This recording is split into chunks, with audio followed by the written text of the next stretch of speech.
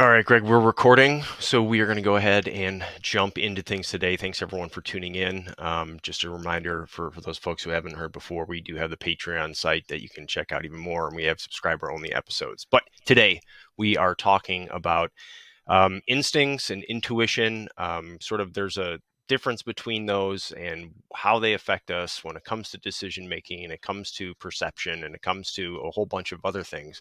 But it's kind of spurred by a couple different conversations that we've had before in the past, or different social media posts, and where people are trying to take some sort of understanding of either instincts or intuition or something about that's unique to the human condition, and maybe using it incorrectly. Not really their intent sometimes, but it turns into one of those. What was it from the Anchorman, where he's 60% of the time it works every time, kind of stats where people look at stuff. But I'm going to Great throw you point. in a second, Greg, but I do want to kind of define intuition versus instinct, because we see these things kind of, excuse me, we see these terms used quite a bit and interchangeably sometimes, even though they mean something different. And it's important to understand this, and we're going to get to the so what of that in a little bit. But I just want everyone to kind of be clear that intuition and instinct may seem like the same concept, but they're very different in a number of important ways. And so an instinct is something primal. It's an innate behavioral tendency shaped by evolution to promote survival and reproductive success, mostly in the present moment. So mostly like right now, right? Our instinctive behaviors are triggered in response to some sort of environmental stimuli, and they're the oldest psychological mechanisms controlled by the most ancient parts of our brain. So, you're talking instinct is, your fight or flight, your breathing, flinching, certain atomic actions, right? Like, oh, that's hot, and I dropped the pan, right? Those are instinctual behaviors. Another good one, you take a bite of some food that's like rotten or something like that, you instinctively spit it out. You're before you even really have a conscious thought of it, you're spitting that out. So that's the idea, is something that involves instincts is does not require any sort of thinking, right? They're basically just automatic behaviors designed, I would say, promoting survival and reproductive success, right? That's Yep. basically about it. But now intuition is that, so when you get that feeling of like, oh, I know something, right, without thinking about it, man, I knew something was up, right? So you have an intuition about something, it's a judgment or evaluation, and you can't really pinpoint how you came to the judgment. It feels right, like I felt like this is what's going on. So those intuitions seem like they sort of just pop out of the blue, but it's really a result of a whole bunch of thought processes that are too quick for your conscious mind to note. And that intuition is basically a shortcut, right? In a sense, it sort of helps us make quick decisions based on very minimal information, and it relies heavily on experience, right? It's the ability to sort of, what we do, right, detect patterns quickly and without having to think about it, right? Where we teach people how to do that so that they become better at it, and then they can do it, right, without thinking about it. But that's what intuition is really, when you get into like high level subject matter expertise, and they can just make a decision quickly without even really being able to articulate why they made that decision. But it's based on a whole bunch of different factors, and that's where people get that, oh, I kind of had this gut feeling, or something didn't seem right, or I noticed this about that. So that's where, or this person, I didn't like their vibes, man. Whatever it is, that's Right. some sort of intuition. But now we talk about that and how that can go wrong. We can get corrupt file folders, and I'm relying on something, maybe something from my past that wasn't right or wasn't typical, and now I'm basing everything off of that. But I just wanted to hit those up for the sort of definition of those two different terms, so that we can talk about it, Greg. And I'm sure you have other stuff to add to that before we go on. So I'll God, I throw it hope over. so. Or I don't know why I would be here if I didn't, eh? But yeah, so what Brian did is he defined instincts, and we're born with biologically determined innate patterns of behavior that are designed to help us survive. Those we name instincts.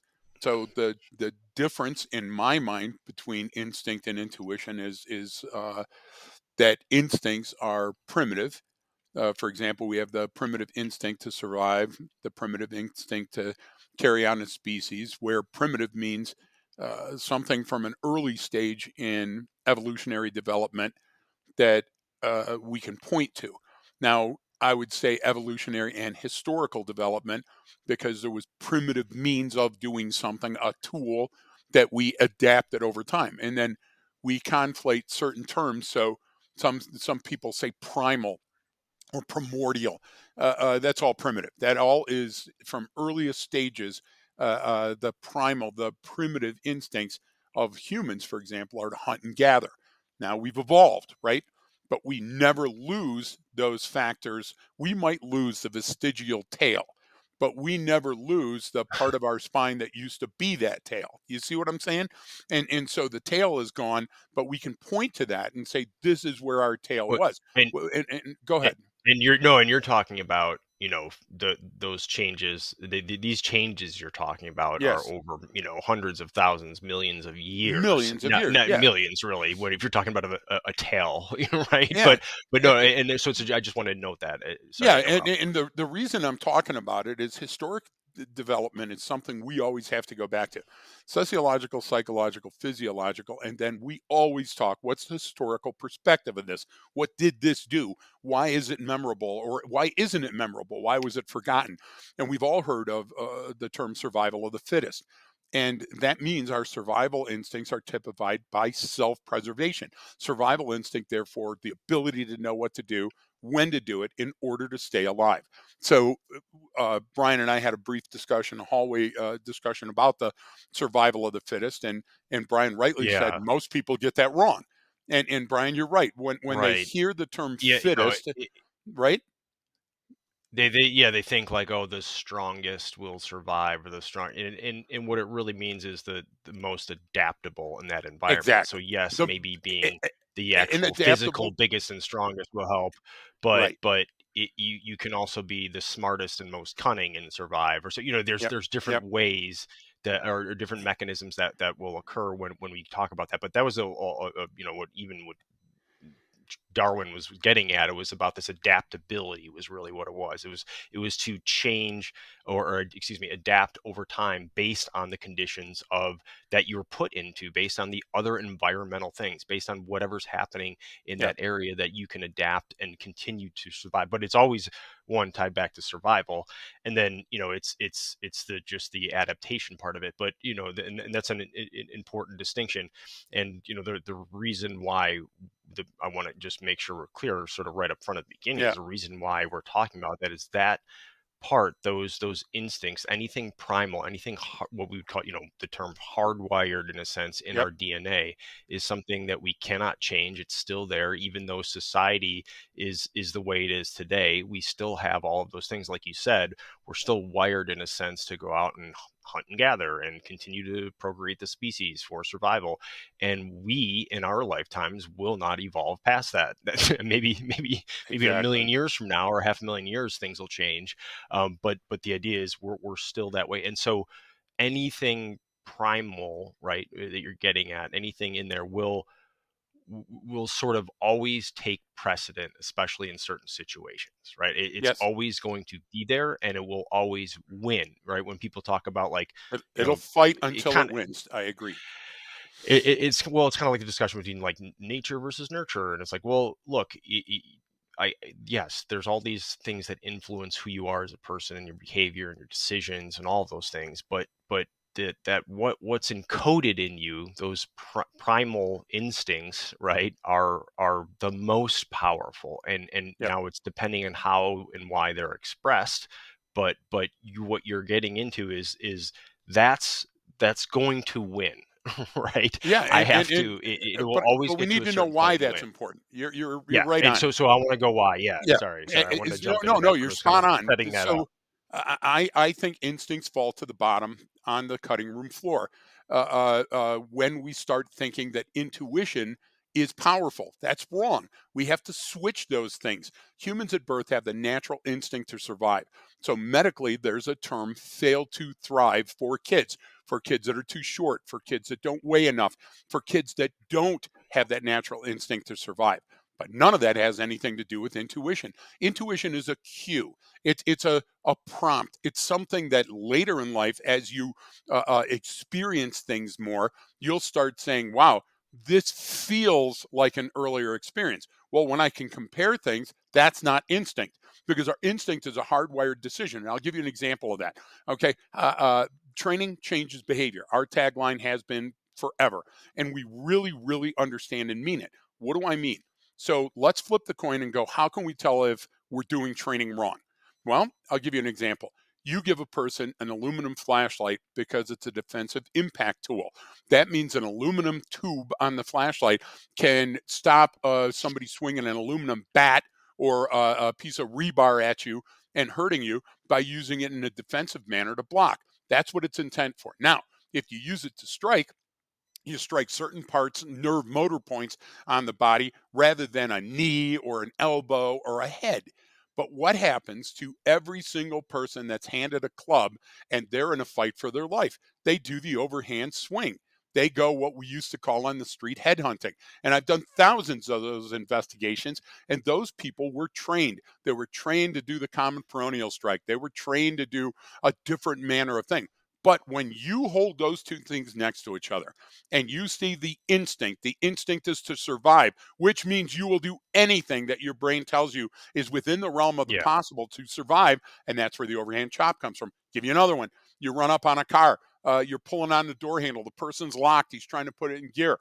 The very first thing you have in your weapon, your hand is your weapon, and you're holding your police issued sidearm at the person, saying, "Open the door," and they don't, and you start banging it against the glass.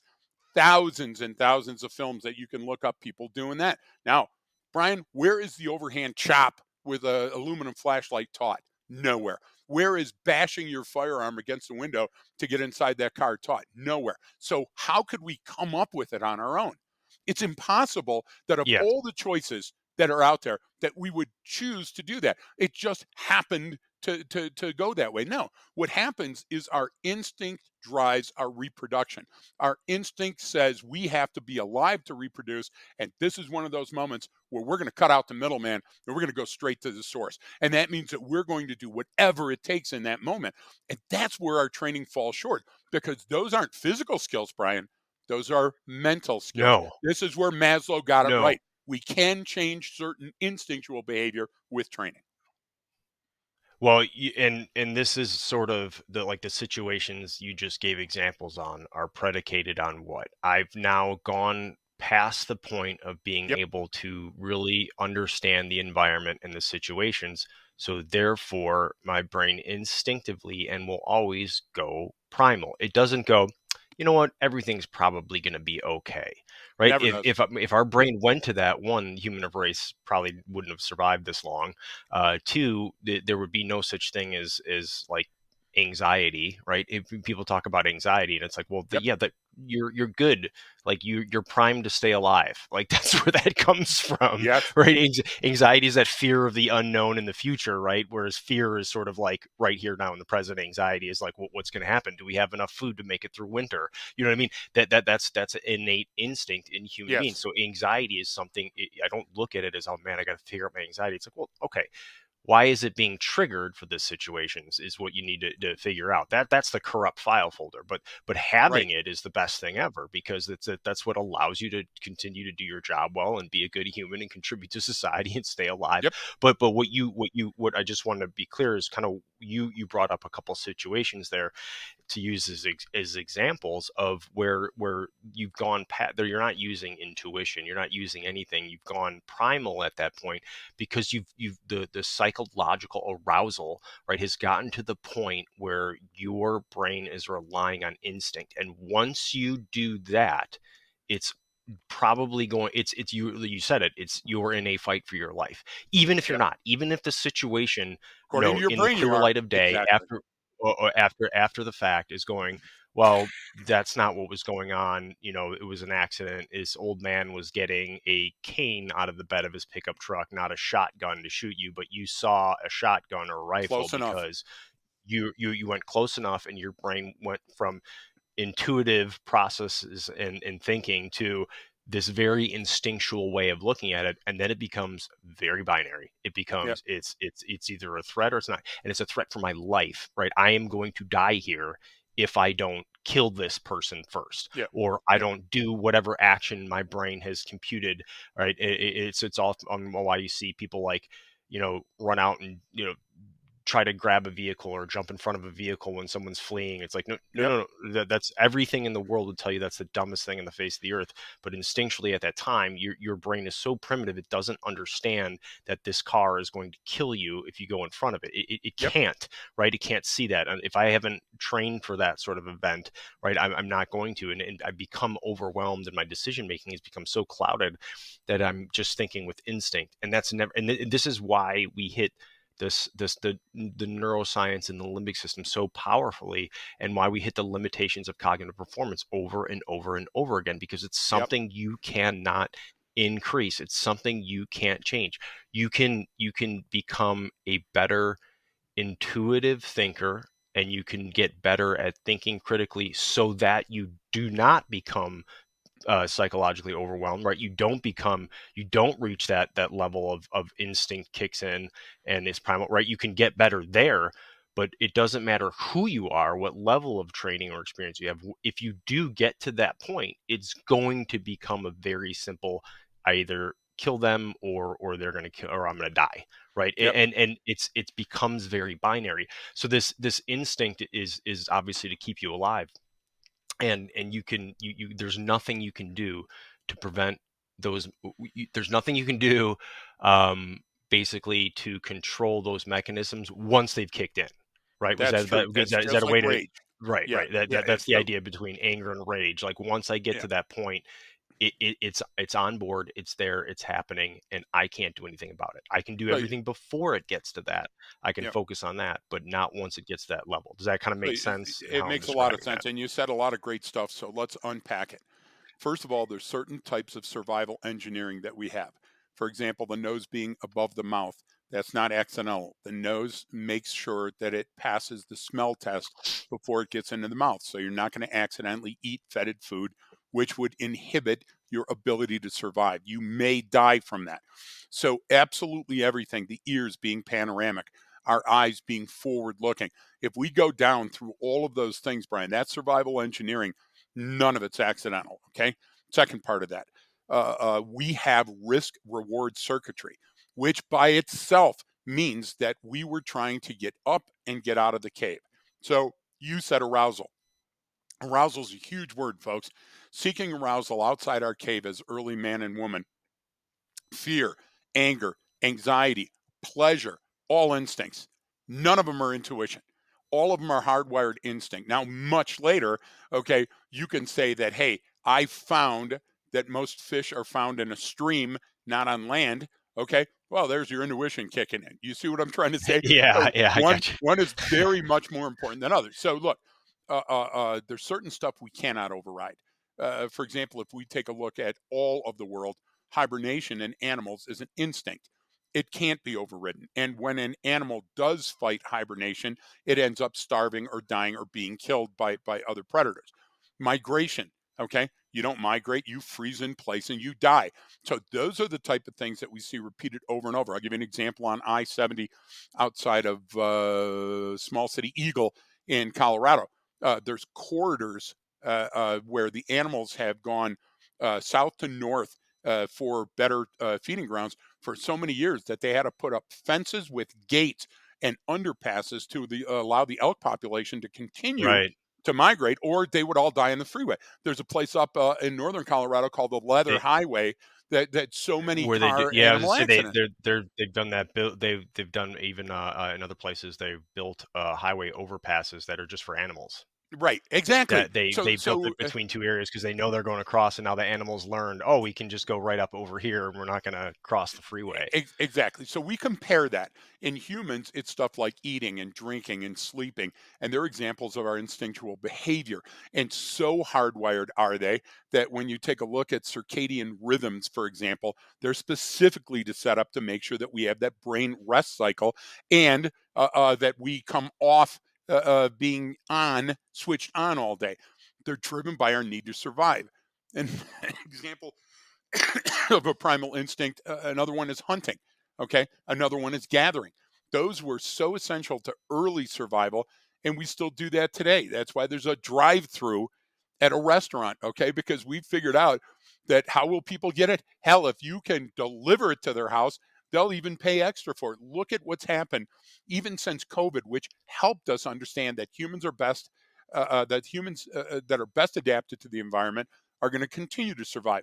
So that failed to thrive in our nature.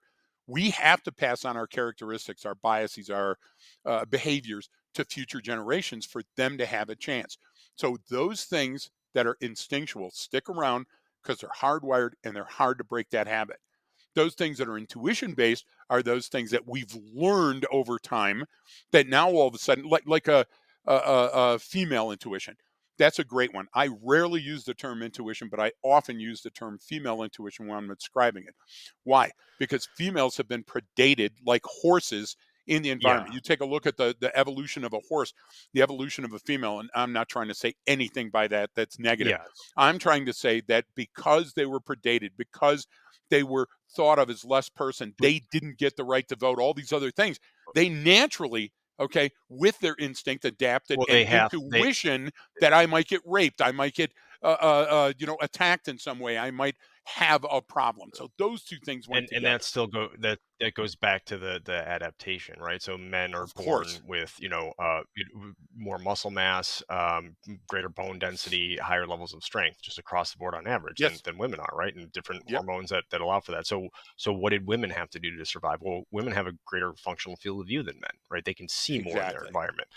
They can do this. So that's the part of the adaptation, instinctual adaptation process where you have to go, well, I have to be able to survive in this world. So as a Precisely. species, this is what happened to me, right? This is what these are the extra things I have that you don't have, Greg. Greg, you might be bigger and stronger than me, Yep. but maybe I'm faster and smarter. So it doesn't Exactly. matter what it is. It's but what you're kind of getting to on all of this is that onboard system is the most powerful thing, Yes. and those instincts will push and influence our behavior, but it's towards very specific rewards. It is the reward, it's procreation of the species, it's Yep. for food, it's for survival. And then intuitively, I actually want to go back because I like your fish example. It's like, okay, I found out I'm picture me coming out of the cave. I'm still look, like I could fit in with that tribe today with the beard and hair that I've That's so got. true. But the but the idea is That's I so find true. out that wow, I went down to the river and I came across this fish and I ate it and it tasted good and I can survive off of this stuff. Well, man, now I've figured out some way to capture those. That instinct drove me to develop these specific intuitive skill sets. So now where I can teach my grandkids the, hey, if we come over here on the stream, this is the spot where they all like to tuck in. It's easier to catch them here than it is Yes. over there. So it's not instinctive process. It's an intuitive process that I can, and Exactly. I can pass that down. I can pass those intuitive experiences down to the next generation, like you said, Yep. just like I, pass down my DNA to the next generation. So the idea is that's how they sort of interplay together, and then you tied it back to sort of training and how we look at things, and those things I consistently see sort of they cross the streams, and in Ghostbusters you're not supposed to cross the streams, right? They Exactly. start to Well, that's same overlap, in Star Wars. You or know. yeah, or people get it wrong, in a Yeah. sense So that let's. some of the science behind it is right. It's just not being applied. It's not being applied correctly, which you actually just gave a shout out to Maslow too a couple minutes Yeah. ago, which is something you Which I never never really do. Right. knew. But But let's go one more layer with the direction that you're going in, because I think that everybody's catching on now. But let's talk about the color red. So you came out and you okay, talked about fishing outside of the cave. So now we come out and we're foraging. Okay, so we're not hunting. We're foraging in our environment, gathering, they called it back in the day. And we find out that these red berries, I took a mouthful and I immediately started vomiting. So I caught on, okay, because the hardwired system on my body taught my mouth and my esophagus and my stomach that this is not good food. These are poisonous. to vomit. Now, it also gave me a couple of very strong instinctual clues because Mukhtar and Ugluk that were hunting with me, they died because they ate too many of the berries and got sick and swelled up. Now, what happens is from seeing that, driven by instinct to stay away, I've created an intuition that things that are red are not good to put into my mouth. How long did that last? What was the tomato called? We thought they were poison apples. Okay. We take a look at radishes, and because they were red and when they're hot to the touch, we said, oh my God, those are poison too. That's the intuition side of it, Brian. That's what happens when we develop a brain and we start thinking about those things and we put them into a category. But the instinct never changed. The instinct Yeah. was continue to sample your environment because Well, sooner or later you will find that perfect food that is going to sustain you through the winter. and that's an example too of how those sort of intuitive processes don't always apply in every situation. So the Exactly. instinct, I spit out the red berries because those are poisonous. Now I go, oh man, I can't eat anything that's the color red. It's like, well, Yep. yeah, you can. You just can't eat those things that are red. Exactly. And you get into smell and all that too. That was what was actually what I thought the craziest thing about COVID with people losing their sense of smell during it. I mean, imagine if that had happened a few hundred Yep. thousand years ago. I mean, maybe a significant portion of the human Wow. race wouldn't have survived, or you know what I mean? That's Because we didn't know. actually exactly correct, right? Because that's an environmental clue, right? So, look, folks, we get environmental clues and internal clues. I'll give you an example of that. An environmental cue: food sources drying up, the water source is tainted. I don't have the right amount of berry to animal thing, ratio. To stay alive. There's too many dangerous animals in this vicinity. Those would all be environmental cues that are screaming at me that would force an instinctual change. You get it? So the Hmm. other one, what about an internal signal? Well, that vomiting was an internal signal. What about your biological clock ticking? A female that thinks, hey, listen, I'd love to have a baby before I get too old. Because, okay, you think that that's something you came up with? No, that's No, something your body and your hormones and your chemicals yeah, are screaming it's at you it's to make it an it's imperative. it's not societal pressure. It's very Exactly. it's Well, biological. in some Um, households, it could contribute, right? That's so true. right? No. But well, those are contributing factors versus Right. versus But again, what the intuition, actual. contributing factor, instinct, actuality. It's the power cable that's running. Like think of it this: everybody sees those commercials for Generac. I want to get one of those generators because we live off the grid out here in the middle of nowhere, and we're very highly susceptible, as Brian knows, to our cable going down, our internet going down, all these other things. So what a Generac standby does is it's not a commercial for Generac, folks. Whatever any generator company. I was to say, are we getting, do we I'm have getting our, paid for this. are we being Uh, sponsored? so what Because happens is we set it use outside. discount code Greg and Exactly. Gus Alpha and get 7. 10% off. So, and if you call right Yeah. now, you get 2 for the price of 1. No, but it sets outside your house, and what happens is if you've got energy hardwired into your house, what they do is they create a loop through the generator. So when the Right. generator senses the power is no longer coming from that tube, it takes over. So what you've got is the instinct is that power from the line that comes into your house. And your intuition is that Generac generator that says, hey, something's wrong, we have to step in now. So if you modify your training to understand the instinct and you add intuition, Brian, it's as simple as the training that we do with pushing off of that car. It's as simple as telling somebody during that class on firearms, because it doesn't matter where you intervene, as long as you do intervene, saying, hey, one day you're going to get in a trick bag and run up alongside of a car. And in addition to wanting to grab that guy and get drugged next to the car, you're going to want to take out your pistol and shoot him. And then you're going to have the should I stay or should I go and start beating on the windshield with it. These are choices that are instinctual that you're likely to make. So let's work together to overcome them. Do you get how easy it could be if S- we compare the Well, cognitive that with the physical, the a good physiological? one a good one for that is, look, instinctually you start getting shot at, you're going to want to dive or get behind some sort of cover. Like you're instinctually your brain's going to want to keep you alive, and it's going to want to get behind something. Here's the problem. this thing right here doesn't stop bullets. This thing over here does stop bullets. So you need to look for things like this because that stops bullets. This one doesn't. Precisely. Because instinctually, you'll if I can't see the threat, it can't see me. Well, they can still penetrate it with Yep. with rounds coming through there. So that's a good example That's a of really good tying example. the instinct between and intuition or intuitive thinking and instinctual thinking sort of together. And I wouldn't even call it instinctual thinking; it's just instinct. It's not thinking. Yep. The intuition part is thinking, but that's how you can kind of interplay those. And that's why when it comes to setting up, when you're talking about training or even just developing, with my family, coming up with what are some likely things to consider. Well, if I understand better what instinctively, the insurgent, she's 11, has no formal training in a lot of stuff, what is she instinctually going to do when these things happen? Okay, so if I use that as sort of the left and right lateral limit, or I use that as the roadway, as the street, where do I want her to go to? What do I want to how do I want to build on top of that? Because you're instinctively going to do these three things maybe in this situation. So, what can I teach her in those moments so intuitively she can make Exactly. better decisions at that or have a better response? Like, instinctually, she's going to freak out, or be very scared if, the baby starts choking. Okay. Yes. So, what can I teach her? All right. Can I show her? Can I make her hold max and do this? Well, yeah, I did. I was like, this is how you do it. This is how you actually do it. Put your finger in his mouth right now. See how it's tough and he doesn't want it in there? Okay, well that's what it's going to feel like in a real situation.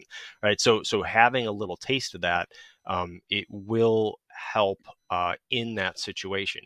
Right? But if I don't start with what are you instinctively going to do, I'm already setting her up for failure, right? If I don't take those factors into account when I'm coming up with that course of action that I want her to do and train her on, then it's going to fall apart in the real event. I Yep. mean, that's the thing, is that instinctive primal instinct is going to take over and it's going to override anything that they've taught. And you see that time and time again. Yep. And so that's the biggest issue I see when it comes to how people set these things up. And it's like we're forgetting this primal instinct in us, or we're rushing into that saying this is going to happen, right? You're going to become overwhelmed by events. You're going to have, it's like, well, you don't have to, right? If I back Right. this up a little bit, does But that kind of but make if sense? that's the only path you're used to following, then that's what's most likely to occur in your prefrontal cortex. Remember, we're talking primitive brain versus neocortex, which means that there's always a struggle in your mind. Your mind is always struggling, looking at the rest of the world as survival based. So, for example, the people that develop hide, fight, they got all of those from primitive human Yep. instinct because those are all instinctual. But the science behind putting them in that order, I haven't seen that yet. Okay. And I don't know if we can agree with that in all humans. So training to that standard might be the right thing for your agency as long as the training teaches you options and you understand early when you pull that weapon out and you're about to hit that window, you go, holy crap, that's exactly what we were talking about. Oh man, look, I'm going instinctual. I'm going primitive. If you can pull yourself out of that overhand bat swing, Brian, then you've got a chance. And that's what you were talking about with your daughter. So I'll give you this run, hide, fight. I'm not damning you. I'm saying that the science is there. You just got to make sure that the training fits the science. Okay. And you have to make that choice for yourself because I'm not a proponent of that. I think you can think your way out of situations and then decide what the options are. Now, and you're saying time. Yeah, I get the temporal element.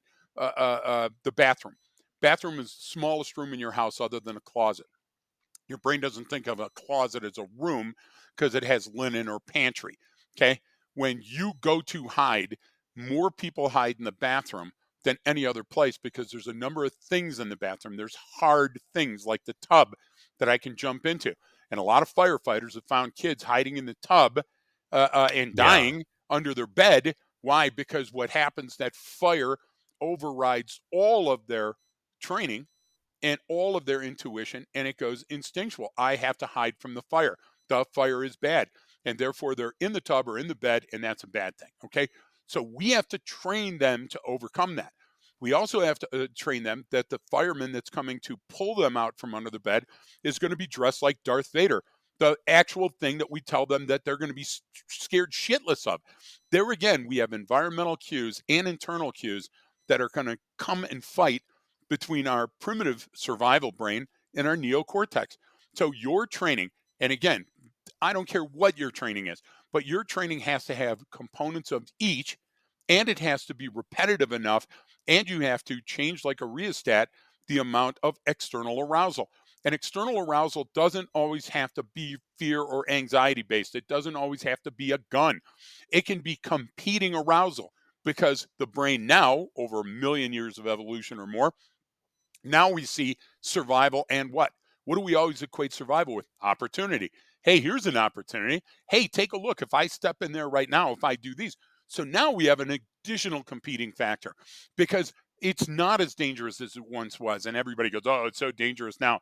Look, survival rate and the age that you lived to, 200 years ago, take a look at that and compare it to today.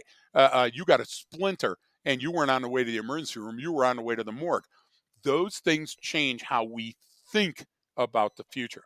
So we have to understand, like, for example, applying the tourniquet. And now people start carrying the tourniquet, but that's not good enough. How do you carry your tourniquet? Is it ready for use? What if you get shot in your gun hand? How are you going to shoot with your offhand? That's the great type of survival thinking that I see that's going on with trainers.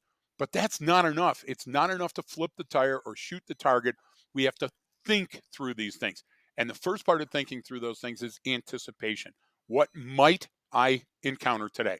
What might I see? When I turn the engine of my car and it does the slow wah, wah, wah crank and it's not cold outside, hey, it might be time to check that battery or my starter might be bad. Yeah. Brian, we do that when we're talking about our car. We don't do that when we're talking about our kids. So the education, then training, then rehearsal for the real event process is critical. And you can do that in a number of ways.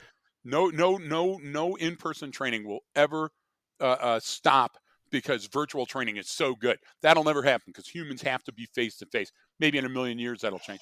But virtual is a great step when you can't afford the other because it costs a lot of money to get actors and ranges and bullets and all that stuff. So you see what I'm talking about? As long as we're moving the dial forward and giving our brain options and seeing what could happen, then our brain gets it from there. We teach the brain how to go, hey, there's Waldo. And it loves that. And now we're back to that reward circuitry that we've already got instinctually that was born with us. I Yeah, know and that was and a even long loop, even Brian, but I think you well, get it. even your example of someone running to hide in the bathroom, right? That's instinct is telling me I need to go to I'm in fear, right, for my life. Yep. I instinct takes over and says I need to find a safe something that's safe. Well, you're going, well, why would it then go to the bathroom? Because, well, you're in a very vulnerable spot when you're sitting Yep. on the toilet, and you've done that so many times in your bathroom in your house that you've now this is now to your brain a safe place Yep. because no one's ever. Yeah, I mean, think about it. It's like even why dogs, especially even when they're puppies, if you're Yep. potty training them to, it's a very it's a very vulnerable time when they're pooping. So they literally get kind of weirded out, and they'll look back at their owner and they'll look around and they'll it's Yep. like because anyone can come attack them because they're trying to figure out their their bowels. You know what I'm saying?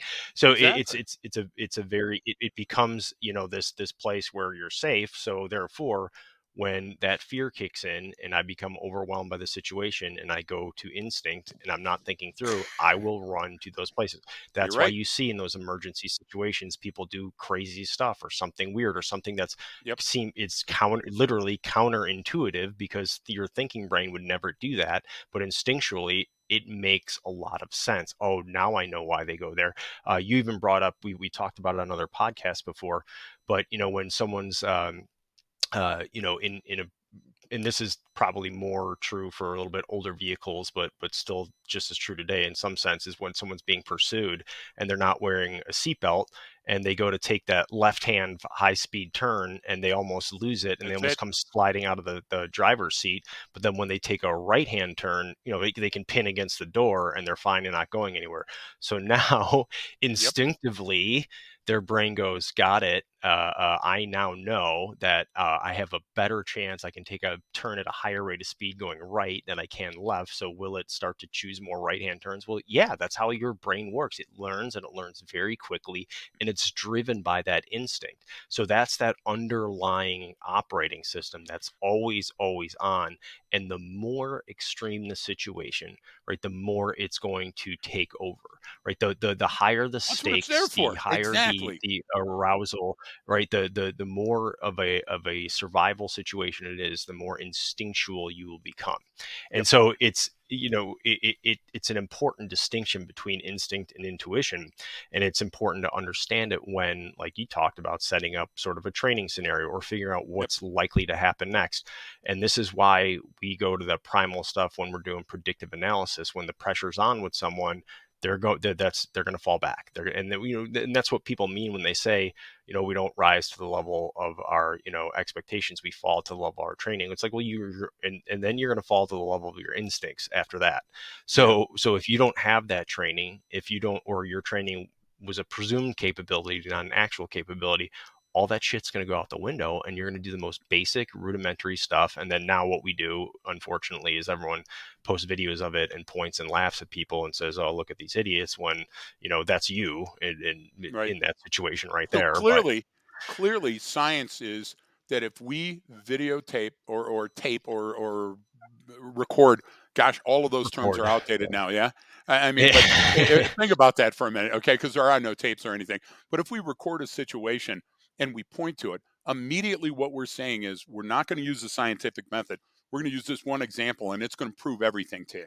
That's non-science, okay? That's unscience. So what do I mean by that? Let's talk again about the intuition versus instinct.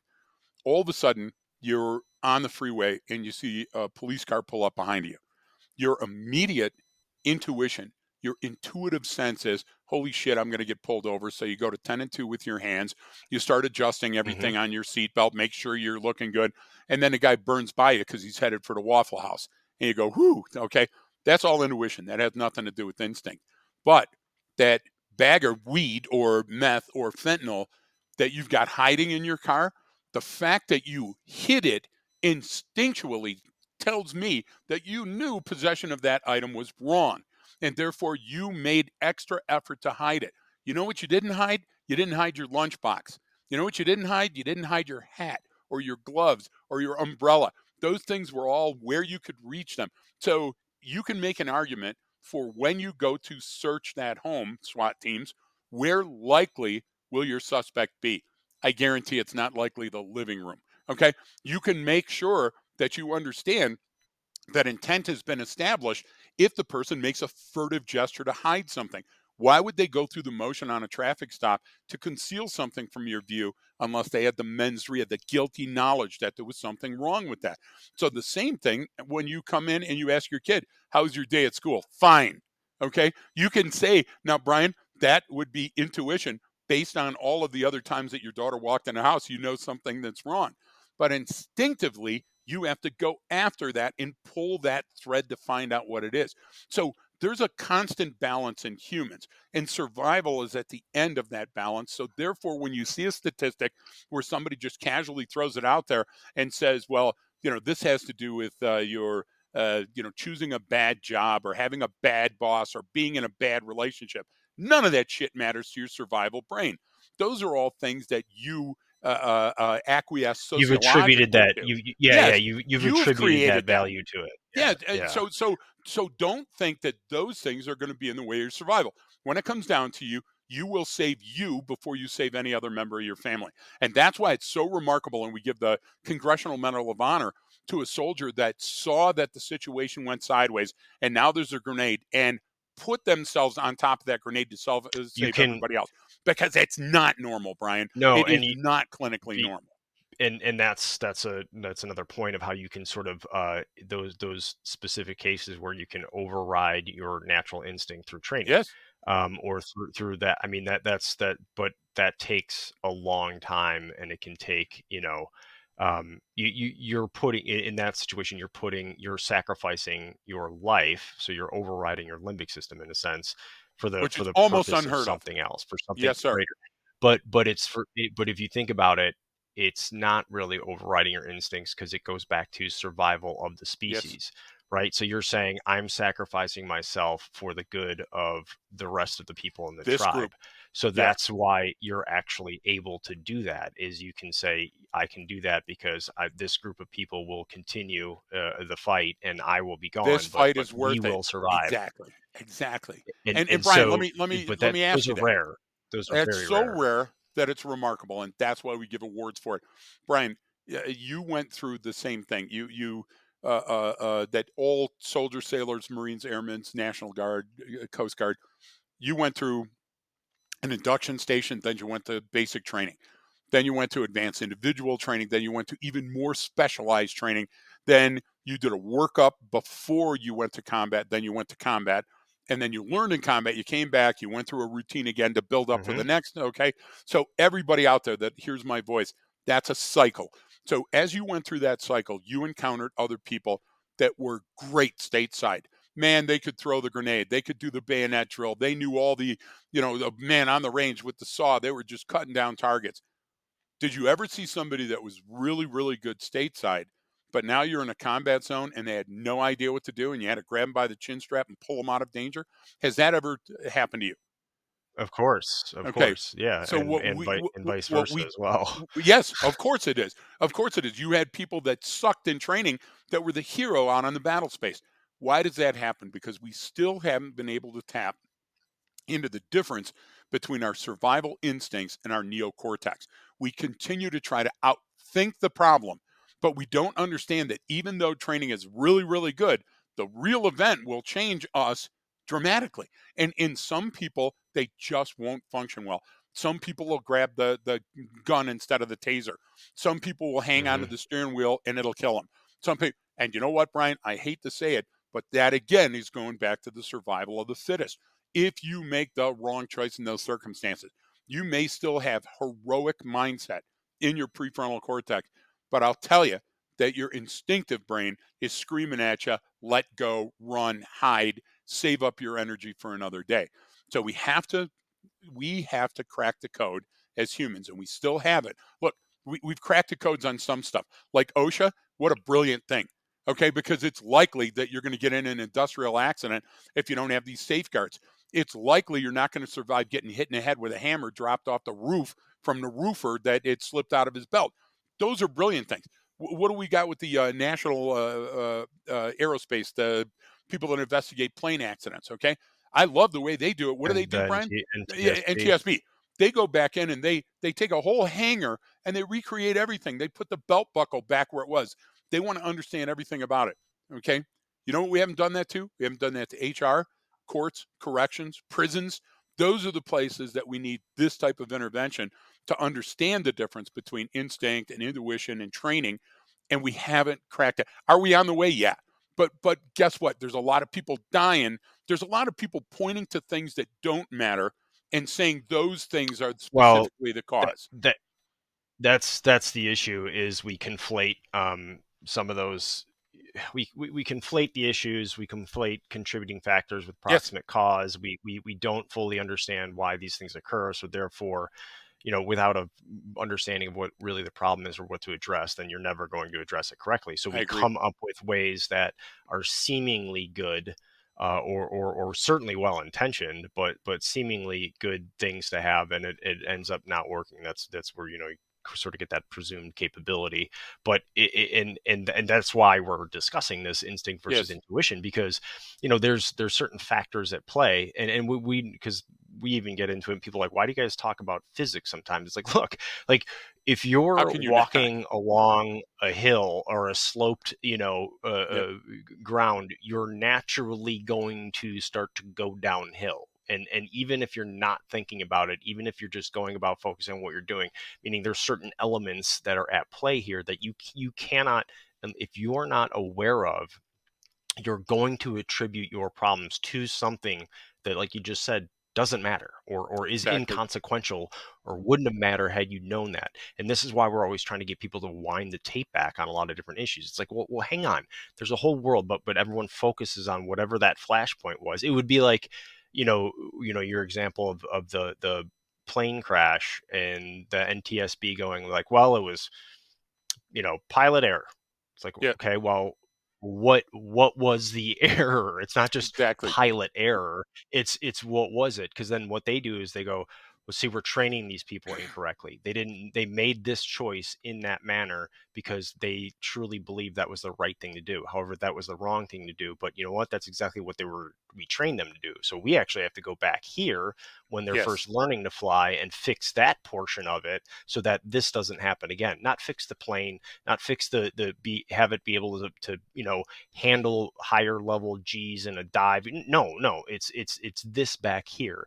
Those things have to do with physics. Here's where the human went wrong, and that's what we can correct. And if we understand the interplay between these two, I think it gets us better at making it, well, at least at seeing and identifying what the potential problems are, and now getting to address them Yeah. becomes just as complicated as getting to know what they are, because we consistently do that incorrectly sometimes. So it's these things playing back and forth. The reason why we get into it's not really a semantic argument. I have to understand these situations. It's not about, well, don't use that word, use this word, because the problem is those arguments are usually on something where it doesn't matter, where this one is really important. Like, I don't, Yeah. It's an we get internal into thing. You those want to types make of a name arguments for all the time yourself with by people. coining a phrase, right? Come on.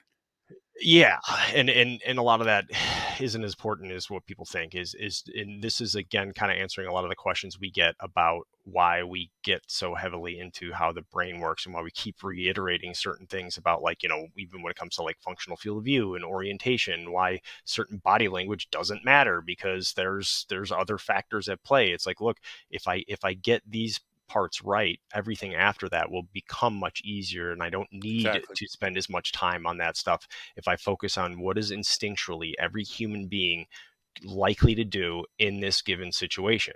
And so when I keep it vanilla like that and say any person in this situation, it sort of allows me to sort of see it a little bit clearer, right? Instinctually, like you even brought up someone getting nervous when they get pulled over. It's like, well, that could be for a number of different reasons. Man, if I'm running late for work Yep. and I've been late like 3 times in the last month, and now those reds and blues come on, I'm not just thinking about, yeah, look, I've got nothing wrong in the car. I was maybe doing a few miles an hour over the speed limit. This isn't that big of a deal in the grand scheme of things. Yep. But instinctually, that kicks in, and now I'm going to lose my job, or I'm going to be late. I'm going to lose my job. Then I'm going to lose my Yep. house, and I'm going to lose my family. Then, so now it's a fight for survival at that point. Yep. That's where I'm at in my head. It's that instinct is starting to kick in. So those two things influence each other, right? The intuition and the instinct. It's sort of a play between the two. One Exactly can right. drive one can drive the other. And so but we always like to start with that. What's the lowest common denominator? And the lowest common denominator is always biology, and Yep. physiology and neuroscience. That's it. It's your subjective experience in life, and your training is ancillary to these mechanisms and these cognitive processes Yep. that are at play. And that's the most important thing to focus on, because I think there's the least amount of understanding, because we want to attribute our actions to something. One, when I get something right, well, it was because of me. It was my Of decisions course. I made. And if I get something We all wrong, have it's, that well, fragile ego system, buddy. it Yeah. was someone else's fault, or Yeah. it was the issue, or it was raining out. You know what I mean? Like, and that's part of the interplay, but that's who we are as human beings, I think. So that's kind of like Yep. my big takeaways and points on this was just that, is that I have to know where that sort of line is between instinct and intuition. I have to Yep. know how they interplay with one another, because I think it just gives a better understanding of anything that's going on, whatever the situation is. I mean, I'm dealing with some family stuff right now, and I get all Yep. kinds of range of responses from people and what they say and do. And even though I know these situations and have experience, I have to sit there Not and your take a first breath and rodeo. not get pissed, Exactly. not not get pissed off when someone says something, because all right, they're processing it in this way, and this is where they're at in their headspace, and they're thinking about this instinctually, and it's Yep. manifesting itself in this manner. They don't really mean it is in the way, because I have a larger sort of, more experience to draw from, and a better understanding of the situation than some of the people involved. So I really know how these things work, where they're just Yep. sort of instinctively responding to something that's a non-standard observation for them. And then so I have to sit there, and even though I know all of those things, it's still horribly frustrating, and I get pissed off because I'm going like, that's not how this works, that's not what this is, it's not this. But that's instinctually how they are. So I don't know, Greg. This is kind of, we covered a lot in here, so I want to kind of throw to you for sort of last Yeah. sort of Okay. So if any you're a final trainer, final thoughts. if you're a trainer, if you're a leader, if you're a boss, if you're a coach, a mentor, or a friend, what you need to do is understand how the anxiety can build up in a human. For example, Brian's example of the traffic stop. So if we know that if I go up there, I can de-escalate the situation, and de-escalation has been around a long time. I'm not answering this local shit. If I can say, hey, the reason I stopped you, your taillights are out in the back. This will only take a minute. How are you today? I can completely change what's going on in your head from holy shit, I'm going to be late for work. And all that. There's a million different ways to do that. But when's the last time you rehearsed that with a mentor? When's the last time you, as an FTO, had a number of people sit in that role and go, what would you say? Can we rehearse that? And that's the same thing about testifying. That's the same thing about knocking on a door and asking somebody for permission to do something. HR, that's the same way that you're going to get to the real nut of the issue rather than all the peripherals that are going on. And Brian, we don't train to that. If we're a chief of police, I should be watching my people from an unmarked car, how they drive during non-stress situations, to understand how well they understand their community. Are they running stop signs? Are they going too fast for the speed limit? Are they setting a good example? All of those things, Brian, that's where instinct meets intuition. And that's how we're going to give ourselves a report card. Because if we don't modify training to include the cognitive elements, if we don't understand the emotions that go along with the instinctive imperatives that we have, what we're going to do is we're going to sell ourselves short, and we're going to default to putting bullets on a target or coming up with a ballistic shield, all those things. Look at the MRAP, Brian. The MRAP is a huge bank vault. Why? Because that was our answer to IEDs, not finding the emplacer or going after the builder. My thing to you is Right. science should always lead the way.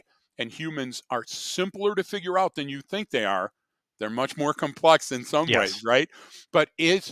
if we add just an element of rehearsal and training and anticipation to our daily routine on things that matter to people, street contact, traffic stop. Hey, listen, I know your instinct is to flee from me. Don't. I only want to tell you this one thing before we get. There's a million ways that you can de escalate that situation, and training is the key. Training and education go hand in hand, but training goes further because training continues to put you in situations where you can rehearse those. So when it happens for the first time in real life, you're not scared shitless, and you don't go back to your instincts and just start clubbing people like baby harp seals. Yeah. I think that's the baby seals is a good way to Everybody's got that image. Come on. so yeah, I think when that sort of nexus of when instinct meets intuition is it's a complex interplay. And I like how you said, humans are simpler than we think sometimes, even though there are a lot of complex factors, and they can get crazy. But that's how we say, I mean, that's what I always tell people about even the podcast. It's, we talk about the complexity and the simplicity of human behavior. I mean, because Yes. that's how it is. And No, you're so, right. um, well, if you're still listening at this point, reach out with any other questions. We have the Patreon site as well that you can, and of course, we appreciate everyone listening and sharing this stuff with your friends. It's how we grow. And apparently, if you go to get a generator, use discount code Gunnison for an extra 10%. Exactly. No, Make sure you tell them Greg sent you. Greg, It's so make stupid. sure make sure you tell them Greg sent you. That was So Generac, I by the do way, that fuck. nowhere. Yeah. Oh my You God. know? Thank you. Exactly. That's a good I don't. survival instinct, Brian. No, I don't. Do you know Greg Williams? No. Who? Who? Exactly. So, That's not me. uh, I got to do that in my and own all town, right. so I get it. Yeah. Oh, I know. I know. Hey, you're not one of those people here with Greg, are you? Who's that? Oh, never mind. Exactly. So, Much safer that way, um, Brian. all right. Well, we thank everyone for tuning in, and don't forget that training changes behavior.